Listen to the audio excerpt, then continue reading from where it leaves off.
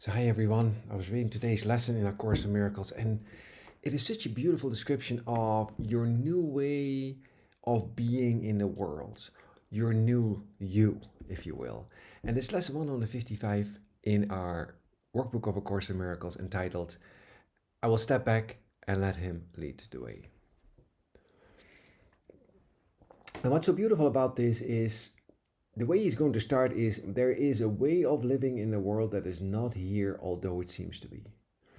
Right? In your new mind, your new you knows perfectly well that you're not here because you've raised your frequency.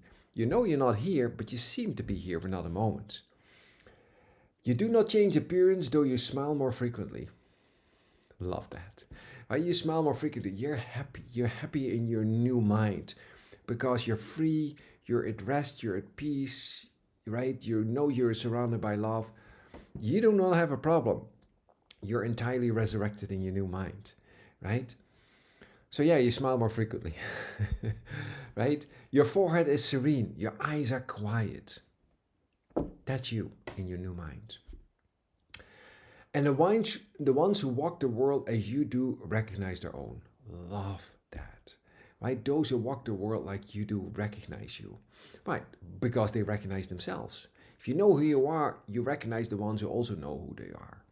And you recognize each other's oneness. Now listen to the next line. Yet those who have not yet perceived the way will recognize you also and believe that you are like them as you were before, right? They recognize you in their own terms. The world will recognize you as one of their own, the way you used to be. But that's no longer who you are, right? But if you do not recognize yourself, then you won't recognize anyone around you and you think that they're like you are, if that makes any sense. But you're no longer that, right? You've raised your vibration, you raise your frequency, and you know you're in your new mind. The world is an illusion. Those who choose to come to it are seeking for a place where they can be illusions and avoid their own reality. Right? You come to a place that doesn't exist to be something that doesn't exist. Right? What you thought you were has no reality. Your self concept of yourself is entirely made up and is not what you are. That's what this is saying. Yet when they find their own reality is even here, then they step back and let it lead the way. Right?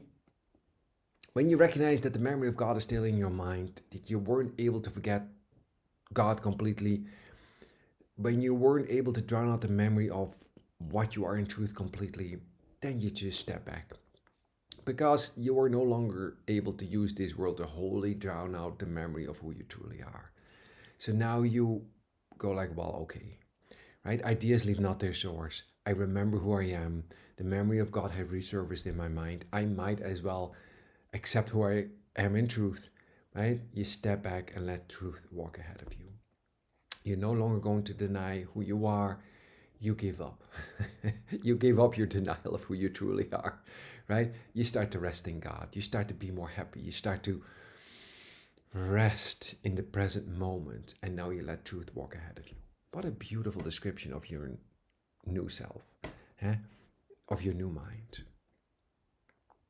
To let illusions walk ahead of truth is madness, but to let illusions sink behind the truth and let the truth stand forth as what it is merely sanity. Yeah, you're in your sane mind now. You've accepted that you were insane before in the denial of who you are, and now, having accepted who you truly are, you've accepted your own sanity. This is the simple choice we make today. Love that, right? That's a simple choice. To accept yourself as you are is a simple choice. What? You are that. So you're not accepting anything strange. It's accepting the truth as what it is. What an amazing, this is an amazing lesson. Like he describes the sacrifice, right? If truth demanded you give up the world, it would be a sacrifice, right? There are those who only pursue the world's goals, right? That's the one hand, and you suffer a lot. And those who give up the world entirely, but still believing it's real. But this is a path in the middle, right? This is where you recognize his own reality, but at the same time, you recognize that you're still here for a moment and fulfill your function at the end of time. You feel your function in your spiritual transformation, recognizing that you've been given a function, recognizing also that what you thought you were is not what you were, that the place in which you seem to be is not real, and yet because you're the cause of it, and because you've accepted a function out of time that you now remember, you're going to stand there for a moment in your new self and fulfill your function that you agreed to in your final sojourn here on earth, in your final sojourn here in space time. Can you see? That's what he's talking about. It's another way of being in the world that is not here, and yet you seem to be, and because you are for a moment and seem to be, you're going to fulfill that function. What an amazing idea. Illusion still appears to cling to you that you may reach them, right? What good are you going to be if you can't talk to your brother?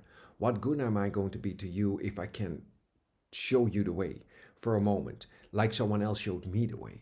Can you see? But because of that, illusions still appear to cling to you, so I can reach you, so you can reach me.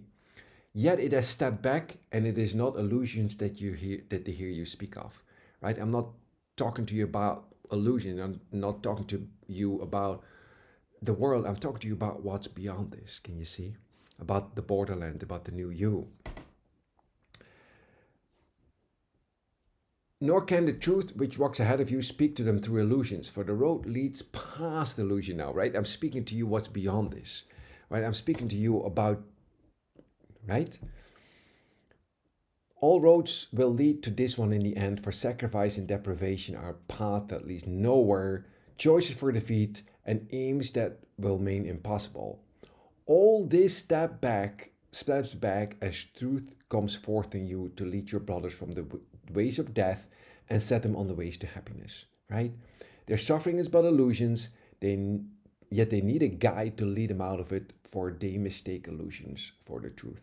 Such is salvation's call and nothing more, right? Once you have accepted your purpose, your one true purpose, any other purpose is meaningless, but the purpose of a light bringer, the purpose of the light of the world, the purpose of you accepting yourself as you truly are, accepting your function of salvation, that's a true purpose. And in that true purpose, as you so beautifully uh, sets forth here, in your that once you accept that, you accepted your true purpose, right? I'm trying to express this in words, but it's so beyond anything that that's expressible in words, right? But you now accept the one true purpose that you've been giving out of time in your final moments, in your spiritual transformation, in the recognition of who you are, and in that you represent the alternative. You stand there for a moment, draw your circle, and you represent the alternative to the suffering of this world, the alternative to the idea that any of this is real, the alternative to the idea that you're a body. You're not that, right? There is no cost but only gain. Illusion can but seem to hold and change the Holy Son of God. It is but from illusions he is saved. As they step back, he finds himself again. I love this last paragraph. Just for a moment before we sign off, he says, walk safely now, yet carefully.